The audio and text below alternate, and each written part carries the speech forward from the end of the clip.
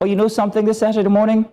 In this country, all it takes is a patch of land for power to test power. Now, I say that because a few days ago, Abuja witnessed one of those moments when the FCT Minister Nyesom Wike confronted a military officer guarding a disputed property. Now, the minister said the land belongs to the Federal Capital Territory Administration, and right he was, and he wanted access. The soldier, on the other part, was there on duty, protecting what his command had asked him to secure.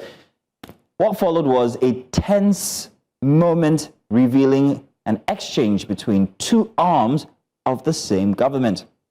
Now, I'm not going to go too deep into the story, but highlight something very interesting. Now, here's the thing. Wike was within his rights. The minister is by law the custodian of all land matters in the FCT. His insistence on upholding the rule of law that no one, not even the uniformed, can occupy land without due process is commendable. It's how governance should work, whether you like it or not. But then there is another side to this story, which people have highlighted profusely through the week. The officer's restraint that day deserves equal recognition. Faced with verbal pressures and with cameras rolling, he stayed calm. No shouting, no grandstanding, just, steady composure. And a country where tempers often outrun judgment, that, my dear friends, was absolutely commendable. Discipline in action.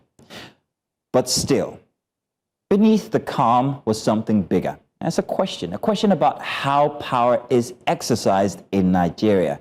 We saw two uniforms of authority, one political, the other one military. Both are powerful. Both were actually convinced that they were right.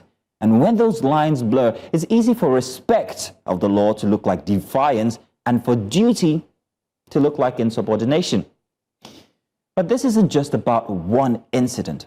It speaks to a deeper Nigerian tendency, the idea that might or proximity to it can sometimes replace procedure.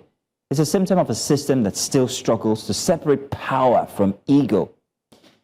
And that's why that video absolutely trended. It trended because Nigerians weren't just watching a minister and a soldier. We were watching the external Nigerian argument. Who really calls the shots? Is it the man with the law, or is it the man with the gun? But in the end, it's not about who shouted louder. It's about how institutions behave when the heat comes on.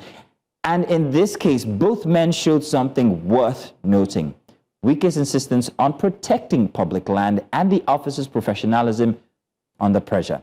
Now, I'm going to say this, and carefully, but with determination. May this not repeat itself. Because next time, it might not end with words. It might set a precedence we don't want to see.